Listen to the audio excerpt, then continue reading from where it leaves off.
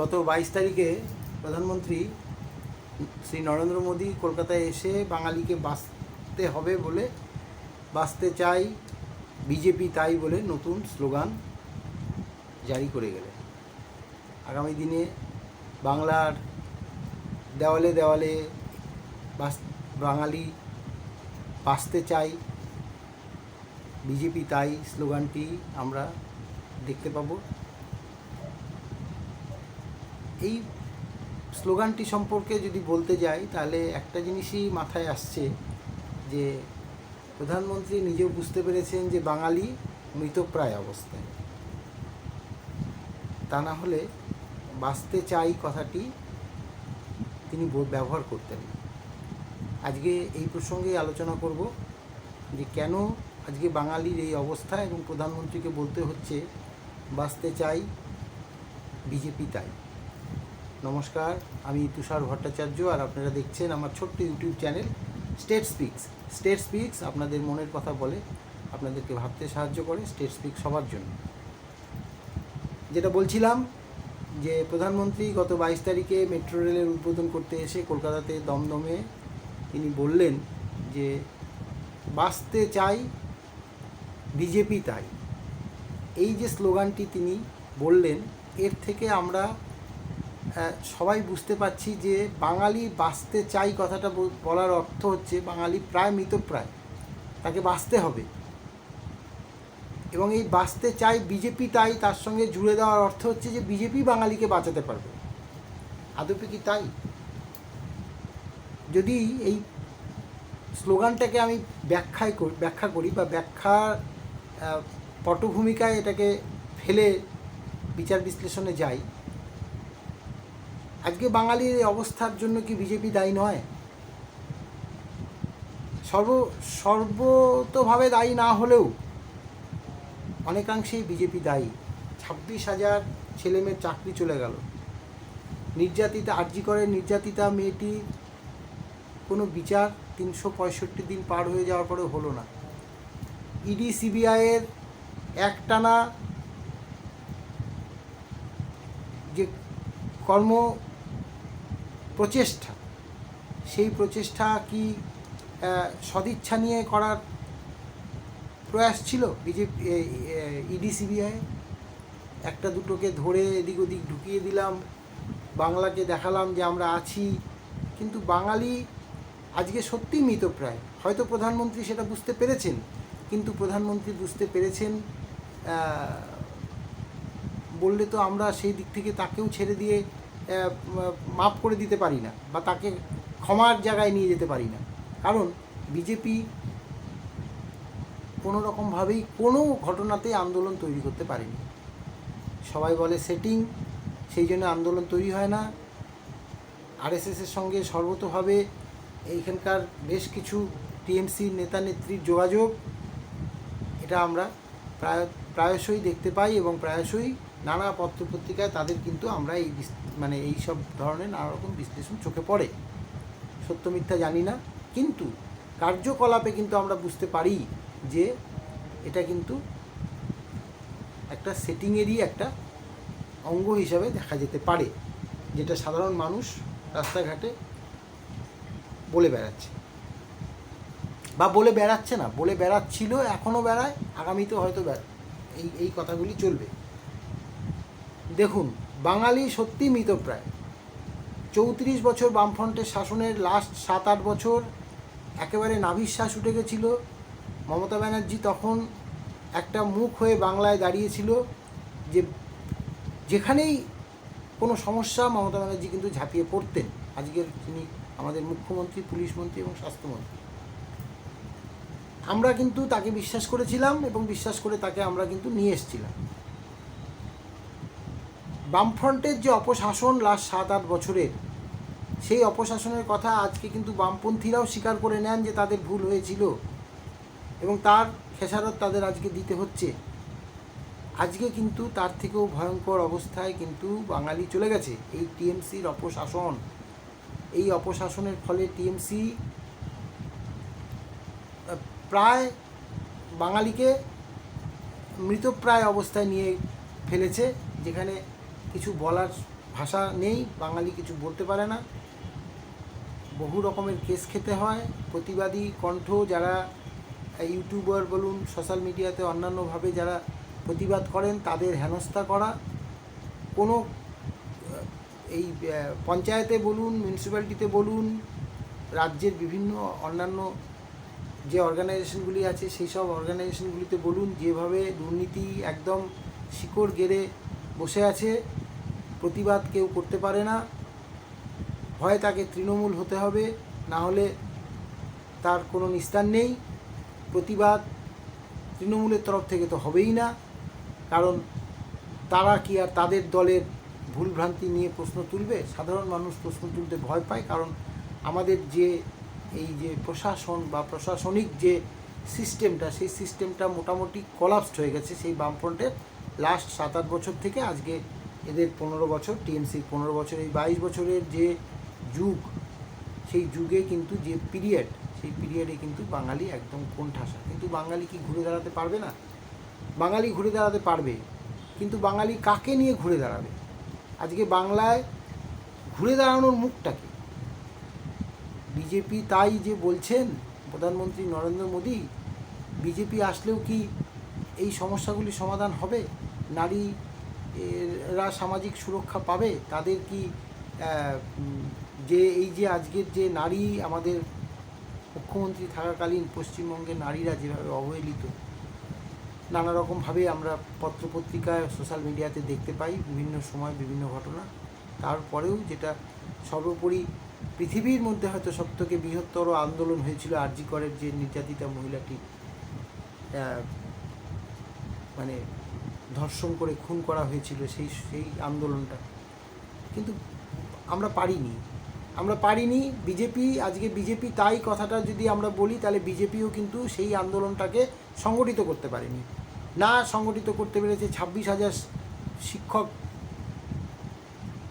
চাকরি চলে যাওয়া, অশিক্ষক গ্রুপ ডি গ্রুপ সি কর্মচারীদের চাকরি চলে যাওয়া, আমরা পারিনি। আমরা মেলা খেলা নিয়েই ব্যস্ত আছি, আমরা পূজা কমিটিতে 1,10,000 টাকা পাবো সে আনন্দে আছি। তাহলে বাঙালির বাঁচার জায়গাটা কোথায়? কি করে বিজেপি বাঁচাবে? তিনি সেদিন অনেক কথাই বলেছেন, ধর্ম নিয়েও কথা বলেছেন, বিজেপি আসলে কি ধরনের উন্নতি হবে সে ধরনের কথা বলেছেন। কিন্তু এই অ্যাসুরেন্সটা বাঙালিকে কে দেবে বলুন তো? যে হ্যাঁ, আমরা যদি আসি, আমরা এই জিনিসগুলি কিন্তু করবো, এবং সেই জায়গায় আমাদের মুখ কিন্তু এরা। আজকে আমি যতটুকু খবর পাই বা যতটুকু খবর আমার আমার সূত্র থেকে আমার তথ্যগুলি আসে, সেই তথ্য কিন্তু যদি আমরা দেখি, শ্রমিক ভট্টাচার্যও কিন্তু অনেকটা প্রায় কোণঠাসা হয়ে গেছে দলের মধ্যে। এই যে বিরোধিতা করব কিন্তু ক্রিম আমরা খেয়ে যাব, এই মানসিকতা কিন্তু বিজেপির মধ্যে ঢুকে গেছে সর্বত্র, একদম পঞ্চায়েত লেভেল থেকে শুরু করে রাজ্য লেভেল পর্যন্ত সর্বত্র ঢুকে গেছে। আমি অনেকের নামেই অনেক এপিসোড করেছি, আপনারা দেখবেন পরবর্তীকালে সেইগুলি কিন্তু একদম সিলমোহর পড়ে গেছে। তারা কী ধরনের দুর্নীতি করেছে, কী ধরনের কত কোটি কোটি টাকা কামিয়েছে। কি করে সম্ভব বলুন তো? একটা বিরোধী দল, আমি তার সাধারণ একজন কর্মী, আমি গ্রামেগঞ্জে থাকি, আমার কলকাতাতে, দিল্লিতে বিভিন্ন জায়গায় আমার ফ্ল্যাট হয়ে যাচ্ছে, নানা রকম জমি জমা কিনে আমরা একদম করছি। কি করে সম্ভব? সেটিং না থাকলে তো সম্ভব না। তো প্রধানমন্ত্রী নরেন্দ্র মোদীজি বাঙালিকে বাঁচাতে চাইছেন, তাহলে স্বীকার করে নিচ্ছেন যে বাঙালি মৃতপ্রায়। এর জন্য কি আপনারাও দায়ী নন? আপনারাও দায়ী। শাসক দল তো দায়ী আছেই, শাসক দলের সাথে সাথে কিন্তু আপনারাও কিন্তু দায়ী, কারণ এই অবস্থা থেকে ফিরে দাঁড়ানোর কোনো প্রচেষ্টাই আপনাদের দ্বারা এখনও পর্যন্ত আমরা সাধারণভাবে চোখে পড়ার মতো কিচ্ছু দেখতে পাই না। আজকে যদি বামফ্রন্টের আমলের সময়কার কথা বলি, মমতা ব্যানার্জি যেভাবে ফাইট করেছিলেন, আমাদের মনে বিশ্বাস জেগেছিল, আমরা কিন্তু তাকে নিয়ে এসেছিলাম। বাঙালি এমন একটা জাতি যার প্রতি বিশ্বাস আসবে, সে কিন্তু মসনদে আসীন হবে। কিন্তু বাঙালি এখনও পর্যন্ত বাংলাতে তাদের মুখ হিসাবে কাউকে দেখতে পাচ্ছেন না, যে এই দলটার মুখ এই, এবং তার পরিচ্ছন্ন ছবি আমরা কিন্তু পাচ্ছি না। তো সেক্ষেত্রে যারা শাসক দল আছেন তারা কিন্তু কিছু না হলেও কয়েক কোটি লোকের ঘরে কয়েক কোটি মহিলাকে কিছু না হলেও সাহায্য করছেন, যেটা লক্ষ্মীর ভাণ্ডার বলুন, কন্যাশ্রী বলুন, রূপশ্রী বলুন, সমবেদনা প্রকল্প বলুন, নানা রকম প্রকল্প আছে। এরপরে তো কর্মশ্রী প্রকল্প বলে একটা পরিযায়ী শ্রমিকদের একটা ভাতা চালু করতে যাচ্ছেন, ডিক্লেয়ার্ড হয়ে গেছে। জানি না 5,000 টাকা করে এক বছর দেবেন, জানি না এটা কতখানি সাকসেস হবে বা কী ধরনের সফলতা আসবে। তো তারা বাঙালি তাদেরকে বিশ্বাস করছে। অ্যাসুরেন্স দরকার, সঠিকভাবে অ্যাসুরেন্স দরকার। আজকে একজন বিরোধী নেত্রী, একজন নেতা এক কথা বলছেন, আরেকজন গিয়ে সেটাকে অন্যরকমভাবে মিনিং করছেন, আরেকজন আরেক রকমভাবে সেটাকে ইন্টারপ্রিট করছেন। এরকম তো আমরা দেখতেই পাচ্ছি, প্রচুর পরিমাণে দেখতে পাচ্ছি যে এখনও পর্যন্ত লক্ষ্মীর ভাণ্ডারের সাবস্টিটিউট হিসাবে কোনো প্রকল্প কত টাকা দেওয়া যাবে, কিভাবে দেওয়া যাবে, সেটা ডিক্লেয়ার্ড হয়নি। বিজেপি এখন বুথ সশক্তিকরণ প্রক্রিয়ায় ব্যস্ত, বুথে বুথে তাদের মিটিং চলছে। বিরোধীরা যেরকম বলে 88,000 বুথে, 88,000 জোন, মানে 88,000 বুথ ওয়েস্ট বেঙ্গলে, 88,000 বুথে এই আমি একটা এপিসোড করেছিলাম যে 16 থেকে 20,000 বুথ কিন্তু সংখ্যা লঘু সম্প্রদায়ভুক্ত, যেখানে বিজেপি কখনোই সঠিকভাবে এজেন্ট বসাতে পারে না। এই জায়গাগুলি কিন্তু ওয়াক ওভার পাওয়ার মতো অবস্থা হয় শাসক দলের। তো এই জায়গাগুলিকে জানি না সশক্তিকরণ করে কতটা বিজেপি লাভবান হতে পারবেন, কিন্তু লাভবান হতে পারবেন। আর তাছাড়া আইপ্যাকের মতো একটা জালি সংস্থা তো জড়িত আছে। এই সংস্থার সঙ্গে তারা যেন তেন প্রকারে 9, 6, 7, 5, 12 যা খুশি করে সরকারকে টিকিয়ে রাখার চেষ্টা করবে, যার পিছনে আছে প্রশান্ত কিশোরের মতো মাথা। তো মোদিজি যতবারই আসবেন ততবারই পশ্চিমবঙ্গের ভোট কমে যাবে, এটা বিরোধীরা, সরকার পক্ষ কিন্তু বলছে, শাসক গোষ্ঠী বলছে যে আসুক মোদিজি, আসুক মোদিজি যত আসবে আসন সংখ্যা তত পশ্চিমবঙ্গের কমবে। মোদিজিকে এটা অ্যাসিওর করতে হবে যে না, এটা ভুল, স্টেপ নিতে হবে, উপযুক্ত স্টেপ নিতে হবে। যে ধরনের কথা নেতা নেত্রী আজকে শুধু ওই 30 দিন জেলে থাকলে তার প্রধানমন্ত্রী হলেও তার চলে যাবে, পদ চলে যাবে, এমনি মন্ত্রীরা তাদের পদ চলে যাবে, মুখ্যমন্ত্রীর পদ চলে যাবে। ঠিক আছে, আইন আনা ভালো, আইনের জন্য আইনের মতো চলবে, কিন্তু প্রকৃত অর্থ কি তাই হয়? পশ্চিমবাংলাতে এখনও অনেক কয়েকজন জেলের মধ্যে আছেন যারা ভেতরে থেকেও সরকার চালাচ্ছেন। হঠাৎ করে এখনই আইনটা আনতে হচ্ছে কেন? এতদিন 2টো টেনিওর পার হয়ে গেল, 3য় টেনিওর চলছে এই প্রধানমন্ত্রী। 10 বছর ধরে উনি কী করলেন? 10 বছরে কেন তখন মনে হলো না যে এই ধরনের এইগুলি সংবিধানকে সংশোধন করে এসব জিনিস করা দরকার বা করতে হবে? যাই হোক, সবুরে মেওয়া ফলে আমাদের দেখতে হবে যে তিনি যেটা প্রচেষ্টা নিচ্ছেন কতটা সার্থক হতে পারে। এক দেশ এক ভোট, সেটাও তো একটা সম্ভাবনা দেখতে পাচ্ছি। তবে আমার কাছে খবর আছে, যতটুকু আমি সূত্র মারফত খবর পাই, 2034 সালের আগে সেটা সম্ভব না, কোনো মতেই সম্ভব না। আর পশ্চিমবঙ্গের এবছরের ভোটটা, এবারে 2026-এর যে ভোটটা হয়ে যাবে, তারপরের যে পিরিয়ডটা আসছে সেই পিরিয়ডের ভোটটা কিন্তু পিছিয়ে যাবে। তো মানে একসঙ্গে হবে, তখন এক দেশ এক, ওয়ান নেশন ওয়ান ভোট যেটা কথা চলছে সেইভাবে ভোটটা হবে। পাঞ্জাবের ভোটের ক্ষেত্রেও তাই হবে, সময় কমে যাবে, কমে গিয়ে সেটা হবে। কিন্তু যে প্রসঙ্গ ছিল বাঙালি কি বাঁচতে চাই, প্রধানমন্ত্রী বাঙালির মুখ থেকে বলাচ্ছেন বাঁচতে চাই বিজেপি তাই, বাঁচতে চাই বিজেপি তাই। পোস্টার লেখন শুরু হয়ে গেছে, নানা দিকে দেখতে পাবেন বাঙালি ওই কথাটাই লিখবে। অথচ বাঙালি শোনা কথা বা সোশ্যাল মিডিয়া এবং নিউজ পেপারের যে খবরগুলি আমরা পাই তাতে কিন্তু আমরা দেখতে পাই যে বাঙালি কিন্তু কিছু কিছু জায়গায় এখনও বাইরের রাজ্যে বাঙালিদের উপরে কিন্তু কিছু কিছু বিধিনিষেধ লাগু হয়েছে। তাদেরকে প্রমাণ করতে হচ্ছে যে তারা বাংলাদেশি নন, তারা ভারতীয়। ভালো কথা, এটা তো দরকার। আমি এটা নিয়েও একটা এপিসোড করেছিলাম যে 3 কোটির উপরে বিদেশি, বিশেষ করে বাংলাদেশি ভারতবর্ষে বসবাস করেন, যাতে আমাদের অনেক কিছু ক্ষতি হচ্ছে। যেমন ইন্টারনাল সিকিউরিটির ক্ষতি হচ্ছে, খাদ্য সংকট হচ্ছে, তারপরে এই যে একটা ডেমোগ্রাফিক্যাল চেঞ্জ হচ্ছে, সেটা রোহিঙ্গা হতে পারে, বাংলাদেশিরা হতে পারে। এদেরকে চিহ্নিতকরণ করা দরকার এবং তাদেরকে বাইরে যার যার দেশে তাদেরকে পুশব্যাক করা দরকার। অন্যান্য রাজ্য শুরু হয়েছে, পশ্চিমবঙ্গে হবে না। কবে হবে তার জানা নেই, হলেও কত % হবে সেটাও জানা নেই।